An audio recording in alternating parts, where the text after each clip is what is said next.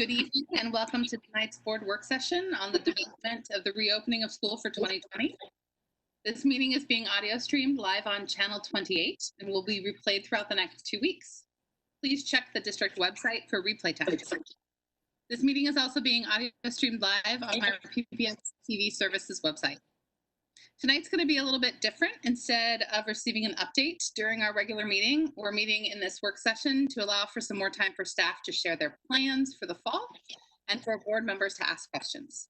So Superintendent Guerrero, would you like to start us off this evening? Thank you, Chair Lowry. I apologize in advance if the dog barks. Earlier, Governor Kate Brown and leaders from the Oregon Health Authority and the Oregon Department of Education, they shared new guidance, both to the broader public and to school district leaders as we all contemplate the reopening of schools this fall.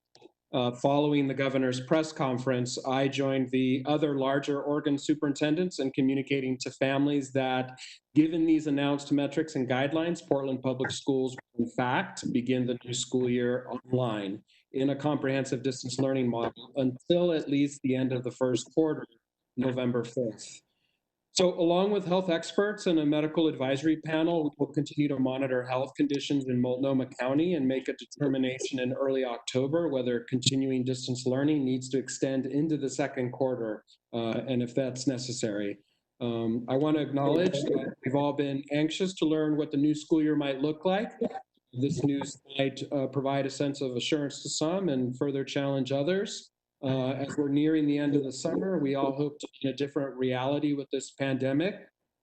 But we believe it's both responsible and critical to base our decisions on what will best ensure the health and wellness of the students and staff. For those of us who serve in public education, we will always prefer to have our students engaged in classroom-based learning. But given current conditions, it would be unsafe to have significant numbers of students and adults back on campus at this time. Tonight, we have members of our team who will share with directors our plans for distance learning for the fall of 2020, understanding that many more details will be forthcoming in the coming weeks as we collaborate with school leaders and educators. So you'll have a chance to hear from various staff this evening, directors, and Brenda Martinick, our Chief of Student Supports, is going to get us started this evening. Brenda? Thank you, Superintendent. Good evening, Board Chair, Board, our community, our Reentry Advisory Team, and our work group members. Let's see, are we presenting the slides? We should probably present.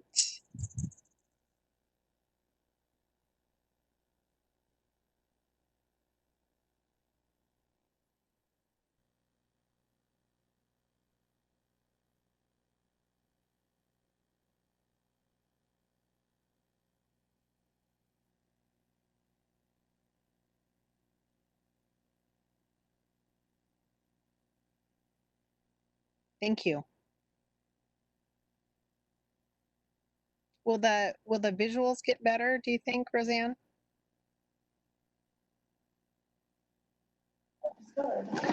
It's just the first slide that didn't transfer over well to PowerPoint. Okay, all right.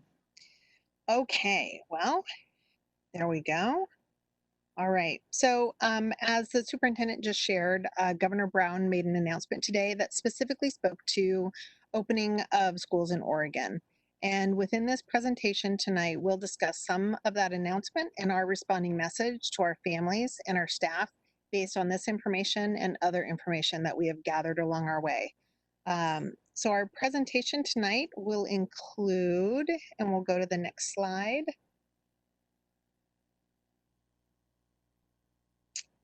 It will, thank you. It'll include our guiding principles, which we'll talk about, how the information and guidance has affected our decisions, Oregon Department of Education requirements for virtual learning, how we're planning for a rigorous and engaging student learning experience, and our technology support and rollout.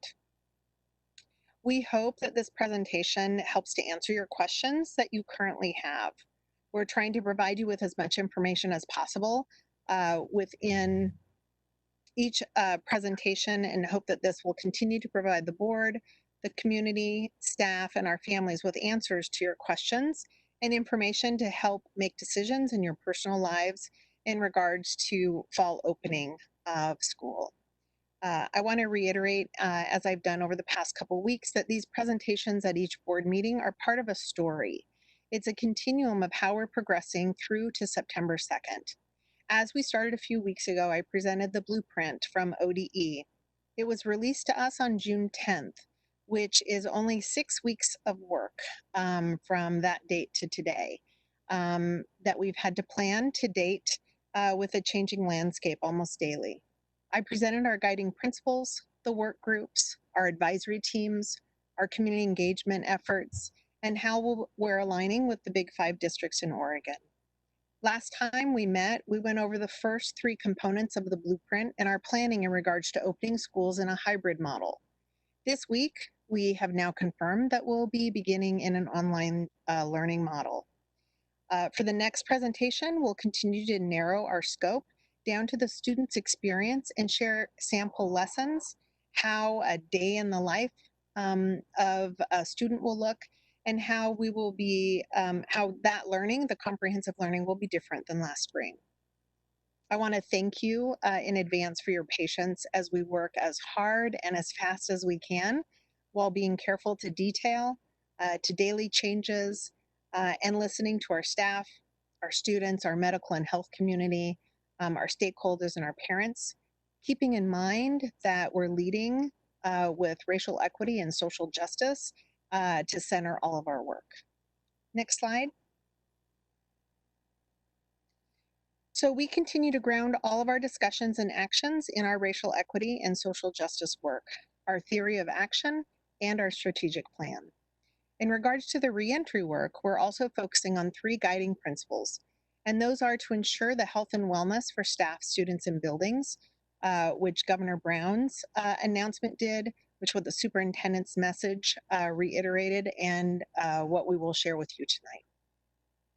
How we're going to strengthen and innovate the instructional core, which Dr. Luis Valentino will talk about tonight, and how we're going to cultivate connections and relationships.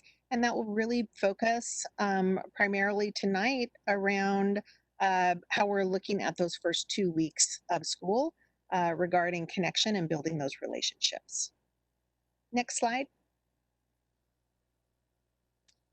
So currently our reentry planning takes place in the context of 2 different crises that are happening. We have a global pandemic and we have a fight for racial justice. Our global pandemic, which has a disproportionate impact on communities of color.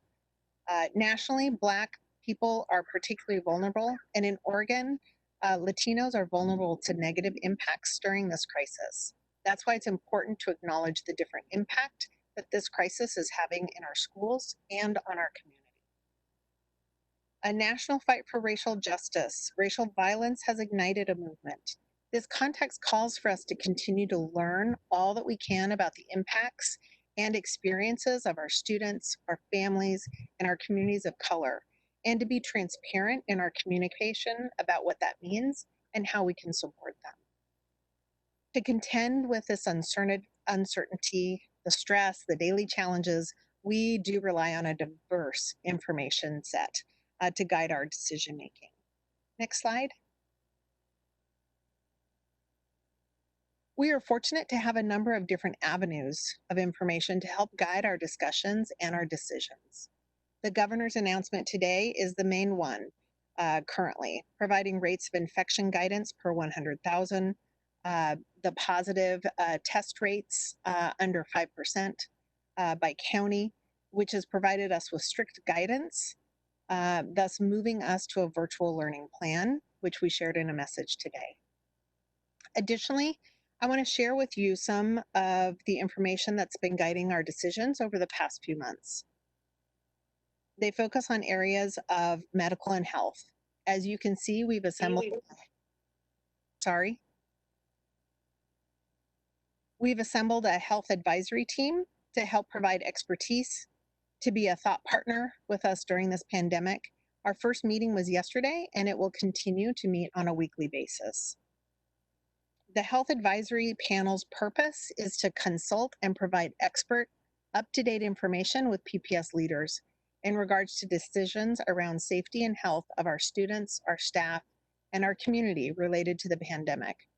This may include advice on procedures, protocols, trainings, and operational decisions in alignment with Public Health Authority guidelines and informed by the most current information and studies on COVID-19. We also use state and local government information, public health metrics dashboard, county by county data to inform our local decisions. The blueprint guidance that has been provided for us by the Oregon Department of Education. Our partnership with the district management group and how we've been working with the big 5 districts, which include Salem-Keizer, Hillsborough, Beaverton, Eugene, and Portland Public Schools. This focuses on peer review, decision-making processes, articles, and national practices. Our own RESJ lens, our strategic plan, and our reentry guidelines, which I just reviewed in the previous 2 slides. Feedback from our stakeholders, including teachers, parents, students, principals, and a community through a variety of means. The focus groups is an attachment for you in the slide, but I wanted to pull out a couple of examples. Some of the feedback that we have received is around access to technology and professional development for students around the technology platform. Individual outreach to families, specifically our Spanish-speaking families. Headphones to help with noise reduction in homes where multiple children are learning in a virtual setting. Increased two-way communication for students and teachers. And this is just a few examples of the suggestions that we're listening to, and we're ensuring that we can make sure that we can figure out how to accommodate. All of this information helps to guide our decisions, like the one we made earlier today. None of our decisions are made without extreme caution and scrutiny. Keeping in mind that we are in the midst of a global health crisis and trying to provide a comprehensive distance learning experience during this crisis in order to keep our students and staff safe while providing excellent online learning.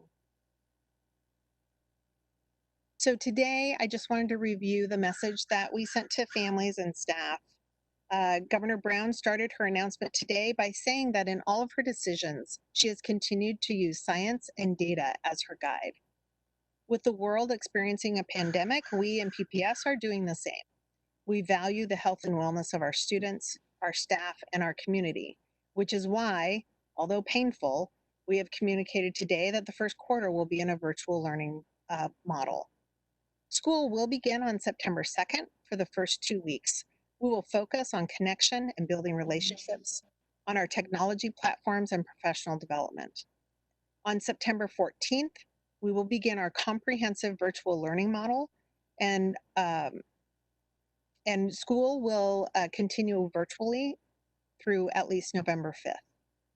On or before October 10th, we will share a decision in regards to the second quarter, if we'll be able to move back into a hybrid or if we'll have to continue virtual. Our meals, mental health supports, social emotional learning activities will continue, and communication around our technology rollout will be presented tonight with follow-up next week around more specifics. So now I'm going to go ahead and I'm going to turn the time over to Dr. Luis Valentino, our Chief Academic Officer, and he will go further into the ODE guidance. Thank you, Ms. Martinick. Good evening, Board President Laurie, Superintendent Guerrero, board members. As Brenda Martinick was closing her piece, one of the things that stands out for us and stood out was the whole idea of a comprehensive distance learning approach. Given what happened during the spring, one of the things that was very clear was that there were changes that would need to be made in our approach and in our strategy to ensure that all of our students received an equitable experience that exposed them to a comprehensive curriculum. And so we have been intently listening for the message from the Office of the Department of Education to ensure that we were clear about what the guidelines were going to be. And so recently we received some guidelines from the governor's office and ODE regarding the requirements for the implementation of a comprehensive distance learning model. And so if you look at the key features of them, they include the instructional time. If we look at it K-12, it will be 900 minutes to 900 hours to 990 hours between K and the high school year. That 90 hours of that 900 hours or 990 hours can be used for professional development, and 90 hours can be used for parent, family, and community engagement. That time has allowed us then to begin to think about how we're going to frame the day and the week for the students. Attendance will be taken. Unlike the spring, this time because we are looking at how we're going to measure progress and growth over time, we really need to account for student attendance during the course of the day and during the course of the week. And that is why when we're looking at our grades, what we're actually looking at, what are the measures that we're going to be using? What is going to give us a sense of how our students are progressing, given the instructional loss that happened during the spring, that our students are moving at a pace that will allow them to meet grade level standards by the end of the school year. And so our state assessment at the end will be the culmination of the instruction, but as well as interim and formative assessments that have taken place during the course of the year. All the while, we will have to meet Division 22 requirements. And so elements such as differentiation of instruction to address the needs of the various subgroups is a critical aspect of both the planning, the delivery, and the professional development that will help guide that. Next slide, please.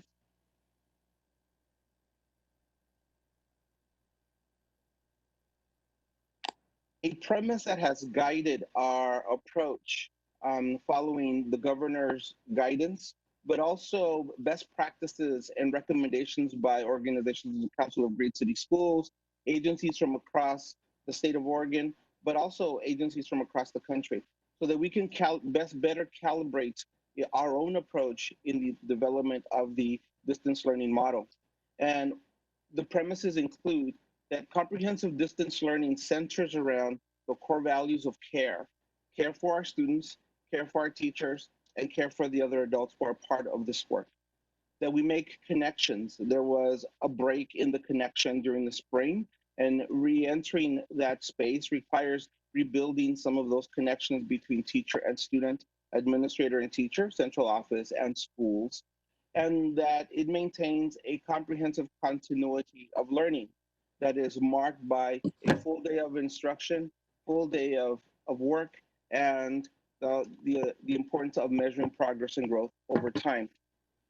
The second premise is that students will receive a comprehensive learning experience, which means that prior to the pandemic, our core curriculum that then informed a scope and sequence will continue to be applied. The big difference here is that we're really looking at the slide from the spring and integrate and blend some of those standards from the spring and some of those learning objectives from the spring into the curriculum as we move into the fall to support the student and the teacher in helping students with that slide. The other premise is that educators will connect with students daily. A feature of the guidance from the governor is the assurance that our students and our teachers will be in connection on a daily basis, whether it's synchronously or asynchronously, but it is still guided instruction by the teacher.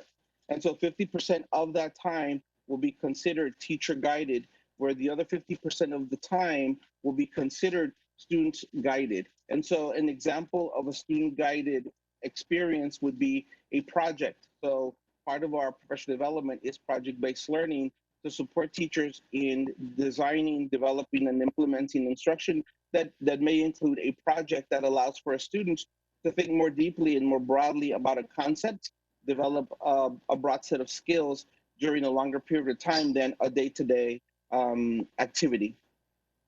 An additional premise would be that families will receive focused support and training for digital learning tools.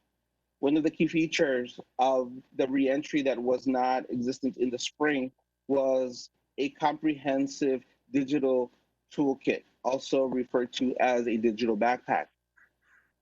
Through surveys, through conversations with some of our administrators and our teachers, but also through our own experiences with how some of these digital tools were used, we built a toolkit that includes um, content-specific digital apps, but also more generic apps that can be used by the teacher and the student. And additional information will be provided in subsequent slides to give you a sense of what that consists of. And the other premise is that comprehensive distance learning will include centrally and teacher design lessons. This is an incredible opportunity for central office working closely with our teachers, our TOSAs, and other staff to co-create some of the units of study, some of the lessons being used. And in fact, because they are housed in one location, they are easily accessible by our teachers and our site administrators. In addition, many of those lessons that have been developed by teachers are now being shared broadly with their colleagues across the school district. And what aligning that content management system with the units and the lessons provides for internal, excuse me, internal alignment and coherence that will allow for us to be able to better support our schools and our teachers. And finally, a big premise is that our work needs to provide integrated supports.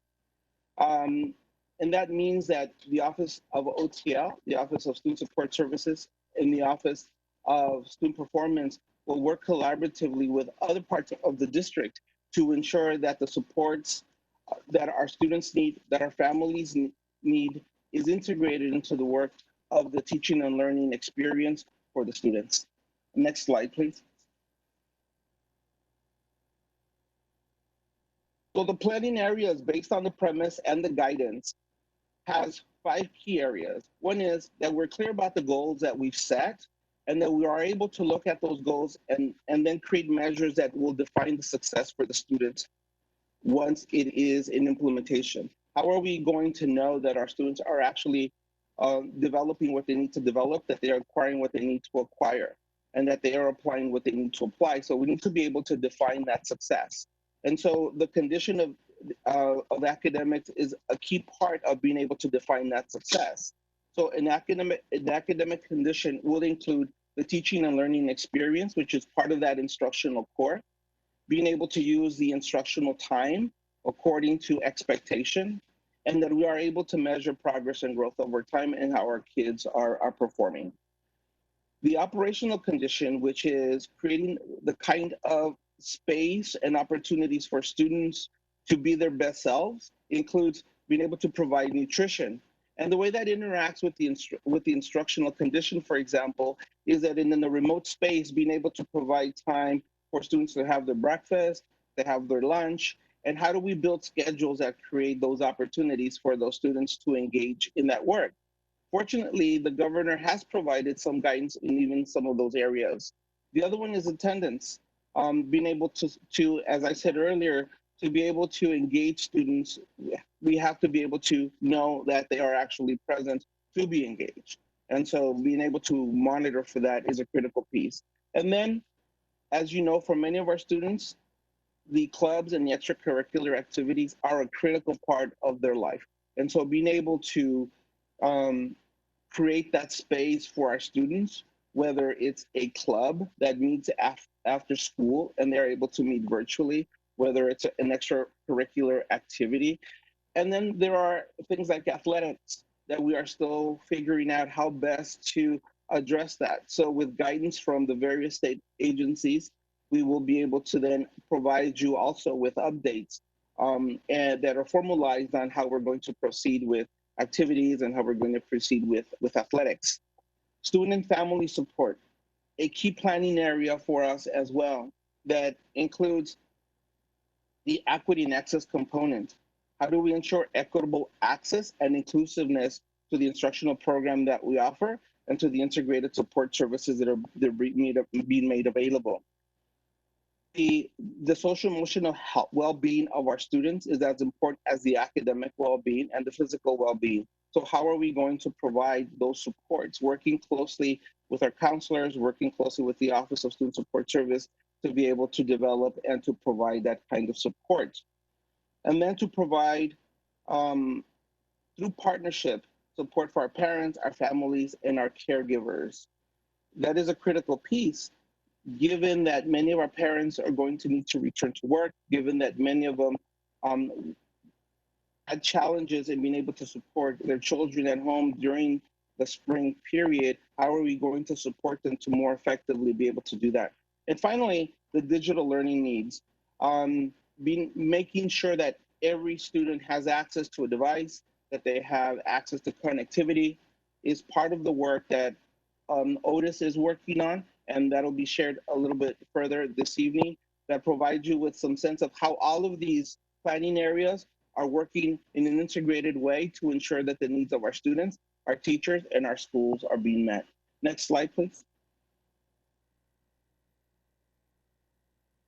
As an example of our reentry, one of the things that we heard loud and clear was that rebuilding relationships, connecting the teacher and the student as they re-enter the school year was critical. So in response to that, and also knowing what the loss might have created during the closure, there is a recommended schedule for the first 2 weeks across K-12. And this is an example of what we're recommending for K-5. So starting prior to the September 2nd opening, that there is an opportunity for families to begin to engage, right? By making sure that they receive a device, that they have access to some professional learning opportunities, that there is ongoing support, and that there is some outreach. As we move into August 27th and 28th with our teachers, that we focus on what is the professional development and supporting guidance that they will need to re-enter. So when we think about community building, when we think about expectations, when we think about their interactions with our parents and our families, what will that approach include? When we think about trauma-informed practices, right? When we think about the approaches of making sure that we apply a racial equity lens to our work, what does that mean, if not what it means for the teacher and the student in the classroom? And so those are examples of what would happen prior to the start of the school year in supporting the teacher. August 31st to September 1st, for example, they would move into the work where if a family receives contact from the teacher, PLCs begin to be used in schools virtually. There is personal planning time, and there is professional development. And then the school year begins, and during those 2 weeks, there is going to be part of the day will be in the instruction through synchronous and asynchronous teaching. There will be planning time for the teacher that would allow him or her to work in concert with their colleagues or independently in developing their lesson. And then some family time, contact, and engagement that will allow for the teacher to engage in that way. And then there's professional learning as well during that 1/3 of the school day. Next slide, please. So after the first 2 weeks of engagement, building community, and reconnecting to the work of school, there is a structured schedule that is being developed at the elementary level, the middle school level, and the high school level. And so during the course of the day, the expectation would be that there would be breakfast time, that there would be whole class day opener focused on social emotional learning. And then the morning instruction would begin with the teacher in either whole group, small group, or independent work. Then there's lunch, and then there's the afternoon. Now, these are big blocks of time that we are unpacking by subject area across the course of the day and the week. And so as Brenda indicated, our next iteration will actually give you the complete morning and the complete afternoon of what will constitute the student's day. but it will also provide you with what will constitute the student's entire week. And we will be offering that K-12 in our next iteration of this. Next slide, please. And so Brenda Martinick, Sean Bird, and I have been working really closely together to build this out. And so when we think about the high school, Dr. Bird is going to be talking specifically about those components that relate to the high school programming and the scheduling. Dr. Bird? Okay, thank you, Luis. Good evening, everyone. I also want to thank our student board member, Nathaniel, who met with me last week to talk about some of the issues that students are concerned about. I look forward to following up with him again. I was unable to go to the student focus group due to scheduling problem, but I look forward to getting more feedback from Nathaniel as we continue to work on this this plan. So for high school, as you can imagine, there are complexities that exist that we have to account for. And when we first started talking about planning for the high school schedule, it was under the impression that we would be going into a hybrid model. And so our first concern was, of course, the number of classes that a student was going to take, because they need to earn credits to graduate. So, and we wanted to make sure that based on the experience from last spring and how much difficulty some students had keeping up with 8 classes, we wanted to address those concerns. So we have talked about a 4x4 schedule, which is 4 classes for each semester for a total of 8 classes for the year. So it's still the same credit earning opportunity that students have always had. It's just you earn the credits 4 in the fall semester and then another 4 in the spring semester. Of course, there are concerns with any schedule that you put forth. Some work better for some programs than other programs. We would need to make modifications for our AP and IB students, and I'll talk about some of those considerations in just a moment. We also need to make sure that we are building in additional supports for student groups who need extra help, such as English learners who need more exposure to language learning opportunities and reading, writing, listening, speaking. Also our students with disabilities and other students who just may have not connected with us as much in the spring semester to make sure that we're closing those learning gaps. Some positive things that we have this year is we have a standardized platform, Canvas, that we'll be using that will provide ease and standardized access to each course. So students will be able to log on to Canvas and see all of their courses there. It also allows for teachers to put students in breakout rooms. So there's a lot more ease of use with our new technology platform that we'll be using this year. Students will be following similar to a bell schedule, so that they will meet with their teacher for instruction. Just as Dr. Valentino was mentioning for elementary school, the expectation is the same for high school students and middle school students, that they will be meeting daily for in-person instruction, as well as some group work and independent work. And just as in the elementary schools, the attendance will be taken daily, and that is based on guidance from the ODE, and grades will be reported. So this will be a normal report card will be issued each quarter. And we also want to make sure that we're supporting, as our theory of action states, the support specifically for our Black, Native, and Latinx students. And I've been in conversation with Danny Ledesma about how we can partner with our community-based partners that are working in our schools already, how we can utilize their services to help us connect in more effective ways with these communities that have been underserved in the past. Next slide, please.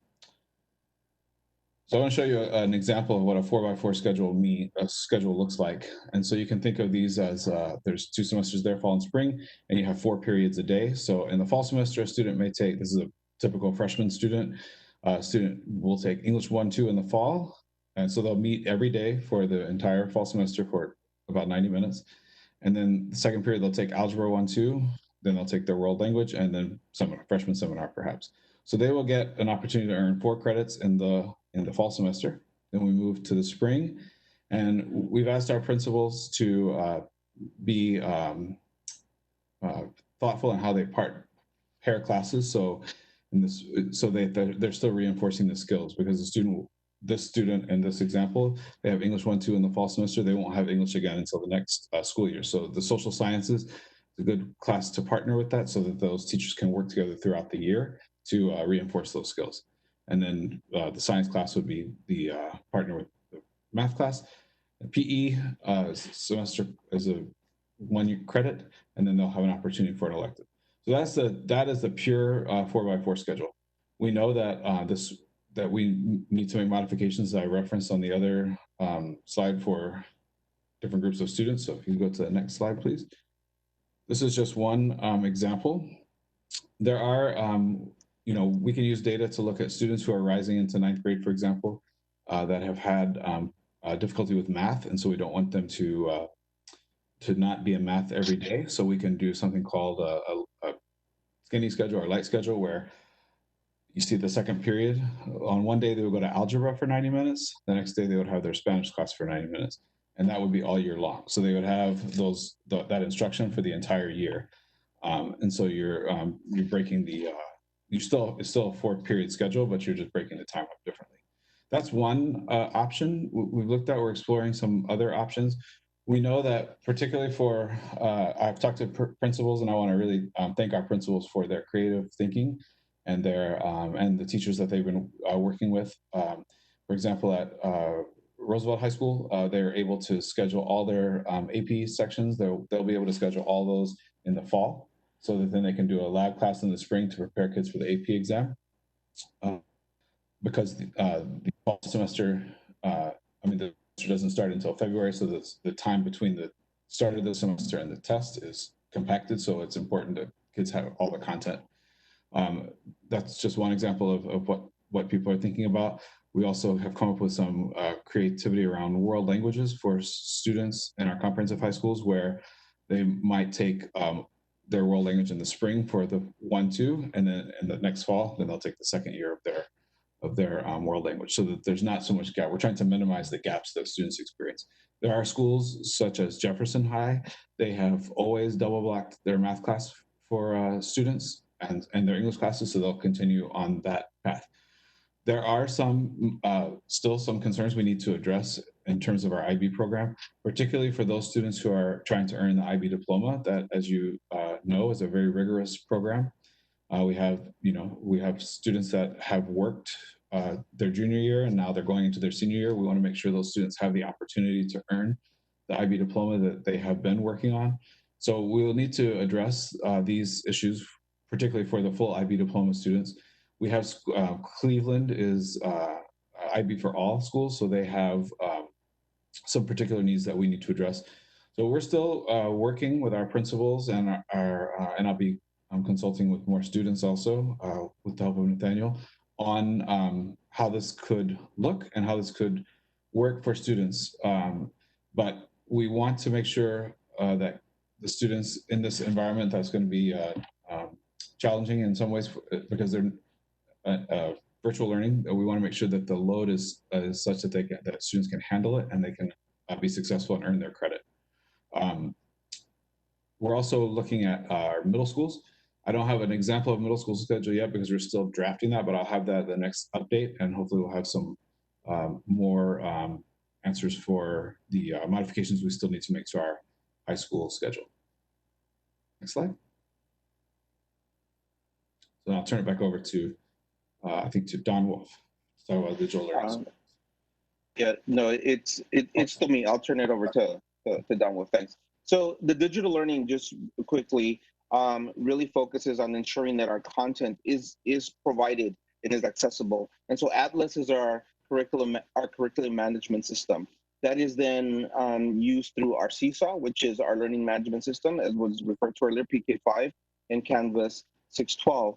And then the digital toolkit that I described earlier, Kevin Cratchit and Don Wolf will be talking about briefly. And then high professional development to ensure that in this new environment that we're in teaching virtually, remotely, that we also are able to ensure that from the classroom all the way through central office, we have the capacity to support. So I'm turning it over to Don Wolf for the next section on the digital learning. So, and we can jump to next slide. So Don Wolf, Chief Technology Officer.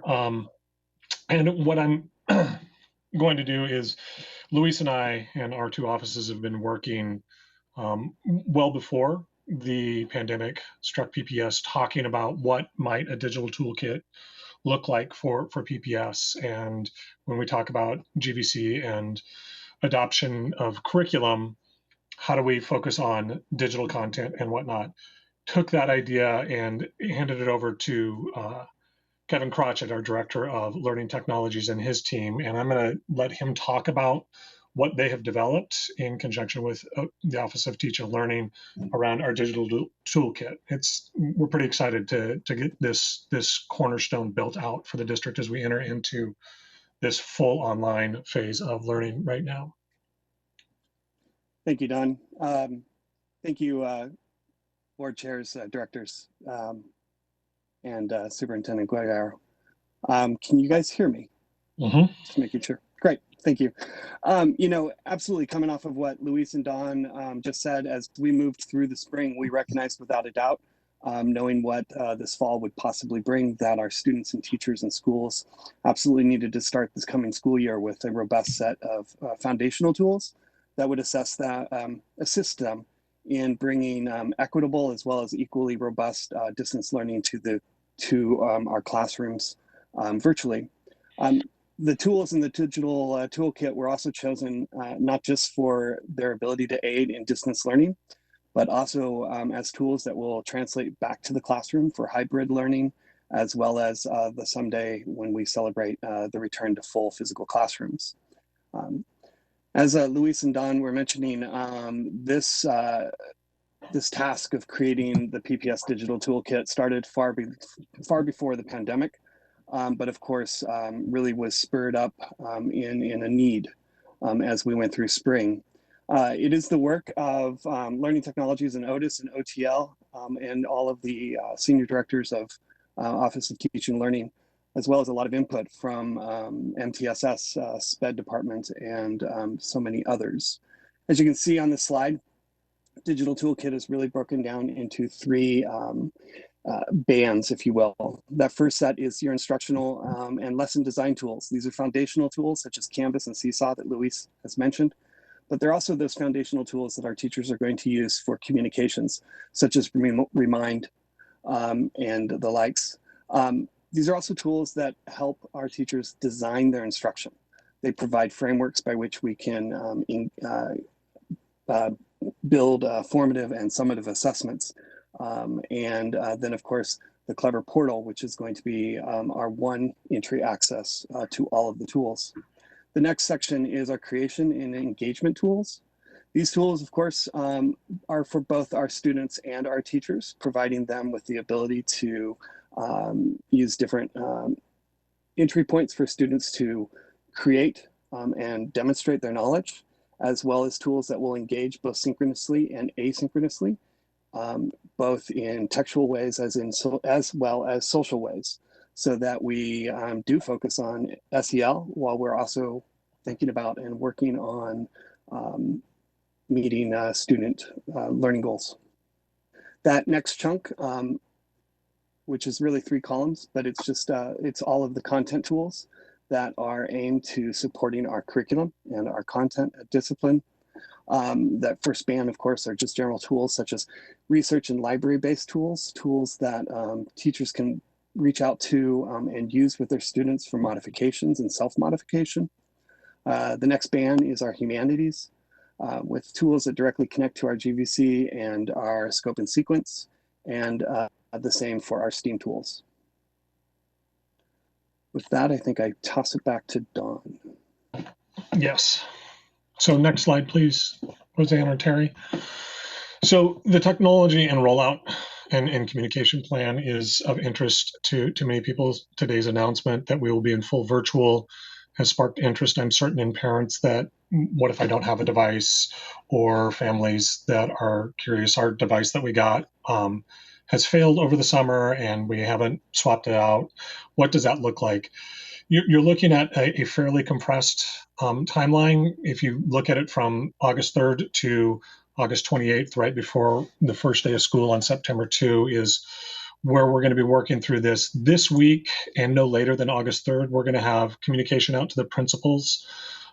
We heard loud and clear during the quick rollout that we had to do in the spring for the pandemic that we are much better served, and it is far more equitably accessed for our families if we can center the device gathering and internet hotspots and that work at our school communities. So keeping families local, keeping where they're at. So we will be providing our first communication to our principals, focusing on how we're going to do that, the tools we're going to give them, the information we'll give them. Next Tuesday, August 4th, family communication will go out about how they reach out to their schools to let them know if they're in need of a device for the first time because they're new to PPS or they didn't think they needed one during the pandemic, during the shutdown, and how they would get that, let their schools know. From essentially that point, August 4th through the 7th, schools and families will work to develop that need and make sure it's communicated and well known. It may extend beyond the 7th. These are some frameworks. We know some families will take a little bit to respond, or it may take longer for a school to gather that information, but general guidelines. That should give my office enough time to collect devices for each school and start delivery the week of August 6th through the 14th, hopefully. If we have all of the devices for students that we need by the 14th, that's great. But we will continue to deliver them to schools so they can make them available for students and families as long as that need is being made known. This would include both computers as well as hotspots, and continuing to roll out the signups for Comcast Internet Essentials. Schools will work and arrange a family pickup schedule. We're very cognizant of the risk of coming out. We want to make sure that we do this in a very scheduled way so we can manage and maintain physical distancing and make sure that everyone can be as safe as possible as they come in to their school building to pick up the devices. Starting August 17th, one of the things that we heard and got feedback from was, how do we get support? How do we know where to go to access things? And how do we do that in a language that I can understand? So starting August 17th, we're going to embed some native speakers of our primary languages with the Otis call center help desk folks. And we will maintain that relationship so families can call in and get the technical support they need, ask any questions. What do they access? How do I get logged in? How do I change my password? And we will plan on maintaining that till September 11th or longer if the volume and the demand is needed there. We will continue to maintain a drive-up schedule for repairs throughout the year, and we will open that up as well for people to be able to swap devices. At this point, I'm going to turn this back over to Brenda to discuss next steps in our processes as we roll forward. Thank you. So here are the next steps in our process. This is what we will be presenting on at the next board session. And so this concludes our presentation, and I open it up for questions or comments or any clarifications you need. Thank you, Brenda. This is Chair Lowry. I know that we all have lots of questions. I know we don't have tons of time. So if we could go in reverse alphabetical order and ask one question and see how many times we can get through. So I'm going to start with Nathaniel. Student Representative Shu, do you have a question for staff? Yeah, I do. Well, let's see. I know I've said this before and had this question answered before, but I really feel the need to bring it up again. Could you go over why you believe that the 4x4 scheduling for high schoolers is necessary or preferable? Because I think I have worries that it could just introduce a new element and more chaos into the system. Just wondering, again, especially with the all virtual fall. Sure. So like we talked about before, Nathaniel, the 8-period schedule, that's 8 classes that students would have to keep up with instead of 4. And there are things that we can do within the schedule to modify for students that need, like the math issue that I think you and I talked about that too. Some students may need math all year long. So there are ways that we can modify the schedule to make it more accessible. But we are concerned about students taking 8 classes at a time, especially because they will not be in a classroom with a teacher with the level of assistance that they would normally have in a brick and mortar setting. So we do know also from data from last spring, there were about 2,500 students who had an incomplete at the end of the school year, and we were only virtual for 10 weeks. So we look at that data and what the level of expectation was, and then this year, as we talked about the other day, attendance and grades have to be taken and reported. So it's not just pass fail, but it's actually counts for your GPA. And so we do want to make sure that people are able to be successful in this model. Right. Yes. Sorry, just a quick follow-up. But wouldn't this model have us completing the same amount of work, having the same workload, right? You do. It's just divided up differently. So you'll take 4 classes in the fall, and so if you take English in the fall, then you're done with English. Come February, then you take another class. So you finish English. And instead of meeting every other day like you do now, you meet every day for 90 minutes for 18 weeks, and then you move on to the next class. So it's more like a college kind of like a schedule. I'm going to ask that you guys continue that conversation offline because it sounds like there's still some more to work out, and I want to make sure everybody gets a chance to ask at least one question. Director Scott, you have a question? Yeah, I do. Thank you. And I'm actually going to pick up on Nathaniel's question and expand on it a little bit because I would be curious to hear a little bit more. And again, I'm going to trust the education experts who work for the district in terms of this. But it does feel like, although I understand focusing on 4 classes feels more manageable, those are also 4 classes at double time. And I guess I am, and let me put it a different way. I think a lot of parents are going to be curious about, can my kid really learn an entire year of calculus in one semester? Can they learn an entire year of French or Spanish, in one semester, or physics in one semester? And so again, I know you all have been thinking through this, so I'm interested. And I think it'll be good to talk a little bit more about why that works rather than 8 classes at regular time. But my specific question, pivoting off that, gets back to the modifications you talked about, potentially needing for IB and AP. And that makes some sense to me. I think I'm a little curious about the IB because I'm not as familiar with that program, but I know with AP, the concerns would be, a student who took an AP class in the fall but doesn't take the AP exam till later in the spring might be a little disadvantaged. Alternatively, taking an AP class in the spring, because when the class falls, you're like triple timing, the learning in order to finish before the exam. So I'm curious whether you're thinking about modifications, and then I think more importantly to me is are we looking at modifications there, but are we looking to implement those district-wide? Because I know we do have the 2 IB. Am I right about that? Cleveland and Lincoln both have IB programs. But of course, we have AP throughout all of our high schools. So I'm sort of curious about how we're looking throughout all of our high schools using a racial equity and social justice lens to ensure that we're giving equal opportunity no matter what high school a child is. Yes, thank you, Director Scott. We are looking at, so we're having conversations with all the principals, and as I mentioned, some, like Roosevelt, for example, they're able to schedule all their AP classes in the fall semester and then have a lab for the spring semester. It is the same amount of time. Students are in the class the same amount of time. It's 90 minutes times 18 weeks instead of 90 minutes every other day. So the time is the time. It is compressed. I was actually a teacher on the schedule, and I taught AP classes, and we did have solutions for kids that took my class in the fall instead of the spring. But it is something we're looking at. The IB situation is a little different because it's a 2-year requirement for the full IB diploma.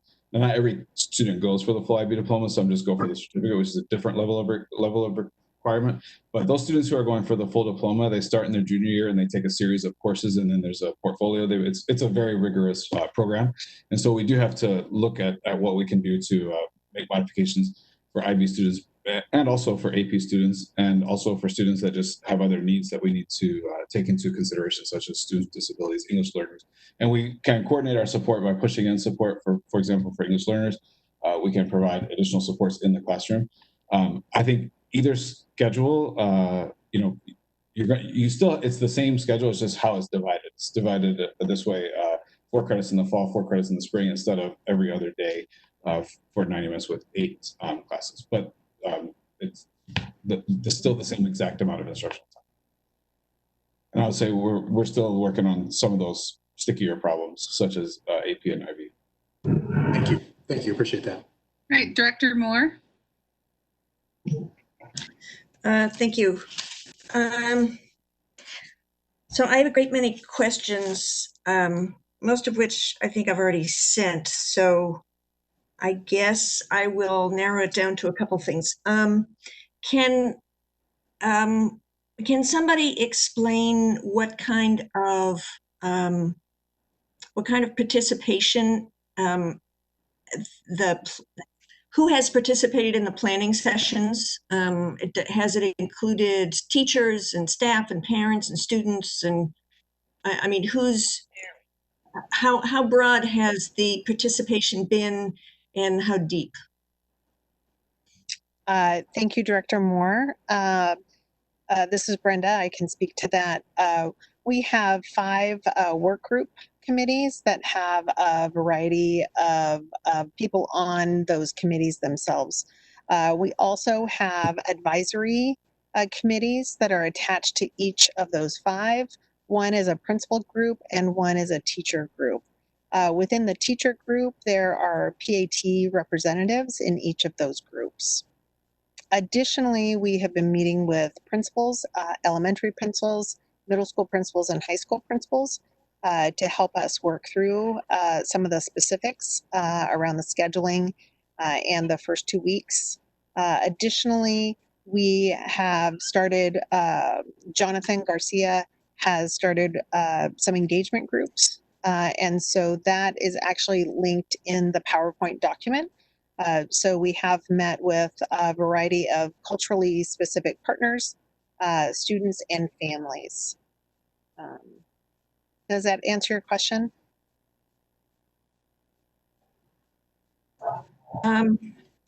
Yeah, I think I think I would like to get a little more detail on who's been participating and to what degree.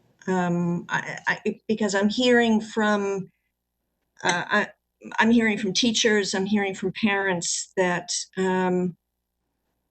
they're feeling out of the loop, and so anyway, so if any more detail that you can give on that would be helpful, I think. Sure, happy to do that. And I'm sure you can follow up with that, Brenda, in an email. It's my turn, Lowry, and you can all guess that I'm going to ask about music. And so, what are the thoughts around music education for next year? So thank you for asking about music. As you know, the superintendent is a great visual and performing arts, and so am I. And so music for us is really important. And so even this summer, there was an opportunity for many of our students to participate in a summer arts academy that actually that being conducted virtually, of course. And so hopefully we're going to be learning from that in its application as we re-enter. As a music collective or as an activity, it is a critical part of our complete curriculum of offerings. And so we are working with offerings. And so we are working with Christian Brayson, Visual Performing Arts, to put together the plan for the arts program in the virtual environment, given that we may not be returning till November or so or after, to ensure that visual arts and chorus, instruments, and all of those things, to the degree possible, are integrated into their day. So there is a plan. We haven't fleshed it out yet, but that will be one of those offerings that we're going to bring to you to share with you what that's going to look like. Thank you. I see that it's 7, and so we might have some people joining us now who are here for our regular board meeting. Just to let you know, we are wrapping up our work session on school reentry plans, and so we're just finishing up with our last few questions. Because it is 7, I'm going to ask that board members who do have additional questions besides the one they're able to ask, go ahead and email those to Roseanne or to Brenda, and we can get responses to those. And I know we do have further additional work sessions planned. I'm sure, like me, you have lots and lots of questions because this is a big, juicy topic, and we want to be able to translate to our constituents and to the public what all is happening. So I appreciate your patience. Dr. Constam, what question do you have tonight? Thank you. Director Valentina, going back to your presentation, we know that one of our biggest challenges as a school district prior to remote learning in the spring and exacerbated during remote learning is lack of consistency regarding grade level expectations and curriculum and instruction across our district. So you talked about internal alignment and coherence to units of study and to curriculum expectations. Can you just talk a little bit more about what that looks like, and in particular, how we can support principals to make sure that they're seeing that kind of coherence in the classrooms within their own buildings? Definitely. And to provide you with additional specificity, I would like to ask either Dr. Tanya McKee or Dr. Sarah Davis to give examples of what that would look like, given what Director Constam has asked. If you're there. So we have started to put together a district planning network that is comprised of teachers from across the district, and they'll be partnering with our central office TOSAs and content-specific administrators for all of the content areas, including visual and performing arts, to ensure that our teachers are supported down to daily lesson plans so that they, on any given day, might be able to pull resources that have been created centrally, especially our elementary teachers. You know, it's always going to be best, even with asynchronous work, if the classroom teacher themselves can recreate videos, but for any given day, maybe they won't have the bandwidth to do a math video and a language arts video and a science video and a health video. And so we really want to support our teachers.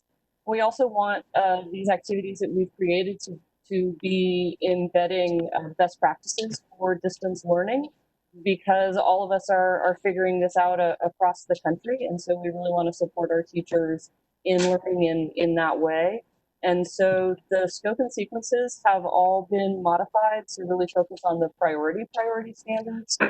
And we have done linking. So, you know, if you're covering a specific standard and students are struggling, we've actually aligned the precursor standards to that to give support to our teachers for knowing what foundational skills might then help the student with the grade level work, because we have to be focusing on grade level work for our students, or we'll just continue to fall farther and farther behind. Dr. McKee, do you want to add to that?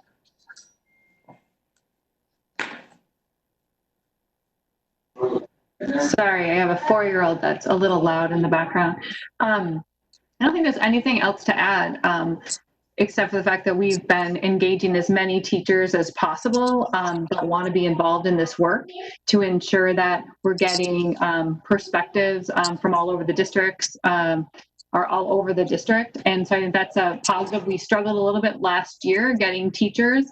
And as we move into this new virtual world, it seems that there's a bigger interest in helping us create these lessons and our units. So feeling really good about where we sit right now, as well as with the addition of all of the digital tools that were approved. It's also helping us in terms of aligning our resources and providing teachers the tools that are necessary to meet the needs of our Black and Native students, as well as our English language learners. And it's great. It's feeling really good. I know that we're all a little overwhelmed right now and our teams are working really hard, but this is starting to come together. And with the collaboration from the principals and all of the teachers joining us in this work, it's getting ready to launch.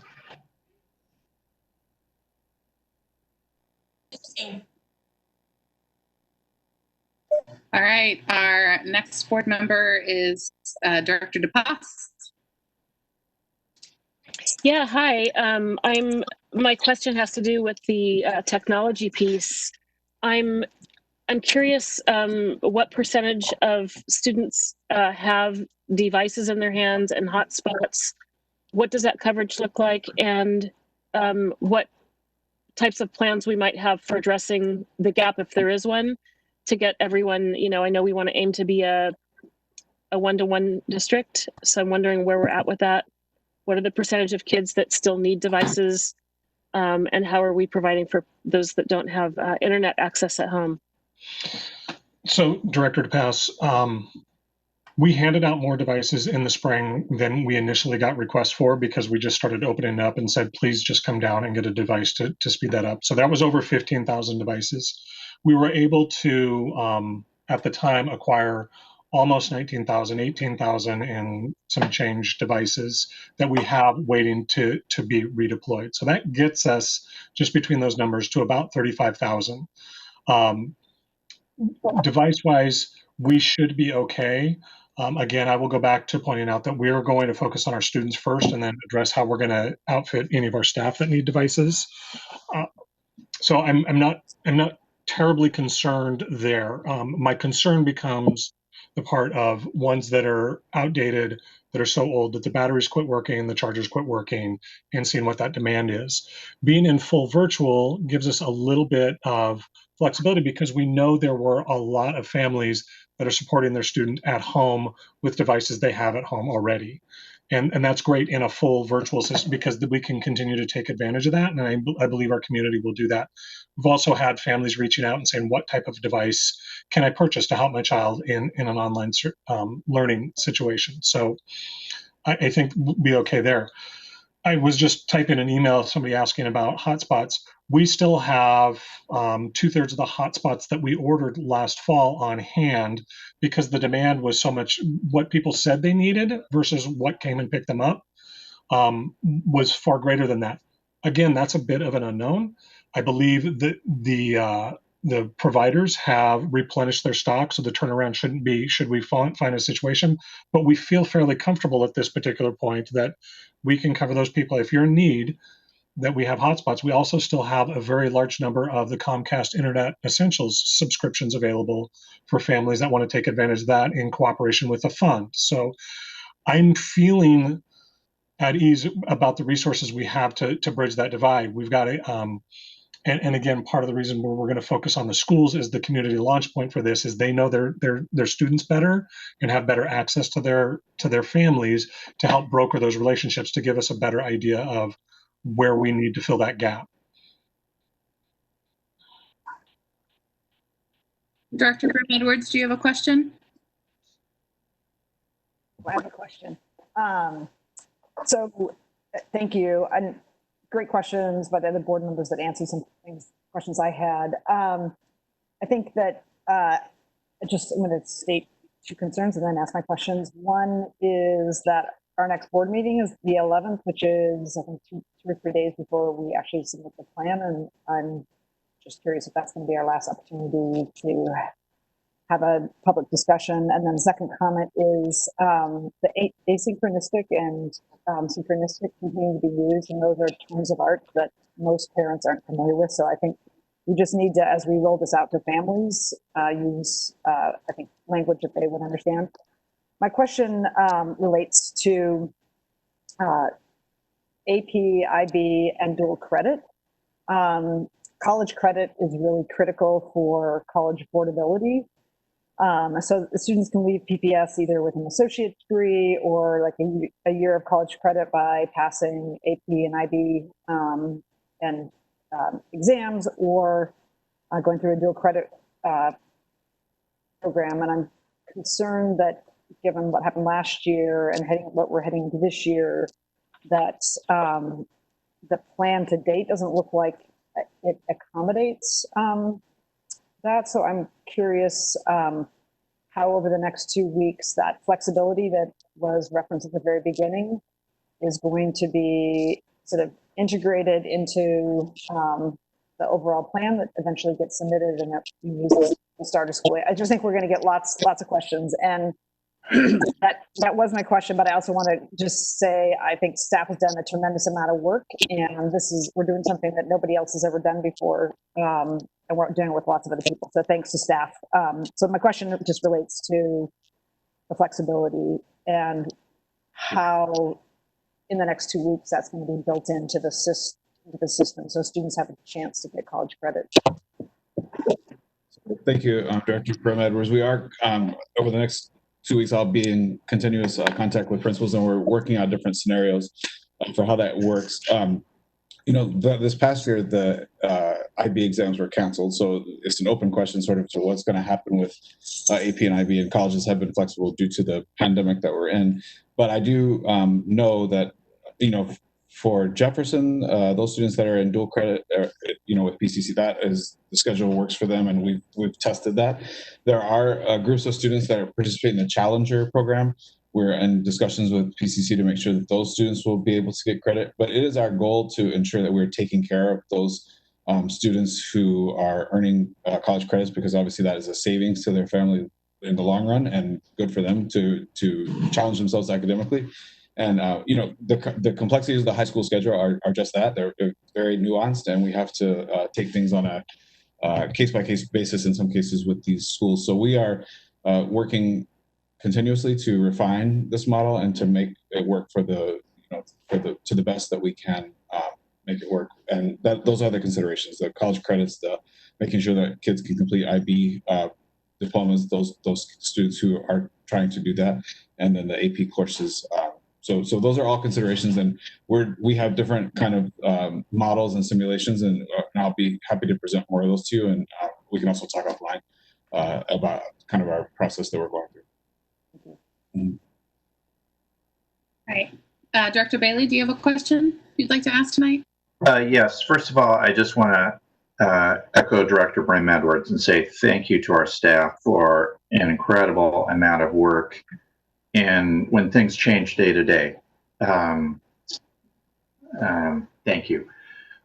So the question I have, when I've watched as we're building a school system over the last couple of years, knowing that parent engagement is a really important part of education, and we needed to do some building blocks first before we could really engage in that work. And now COVID is kind of forcing our hand, I think, in a good way to accelerate that. So I'm excited that, we're starting off the school year with teachers connecting with every family, and we'll have to build on that going forward. So just a very basic question. We know some parents are working and their shifts are, they're not off work when our teachers are on work. How will we, how's that going to work just off the get-go in that first week or two when we're engaging with parents?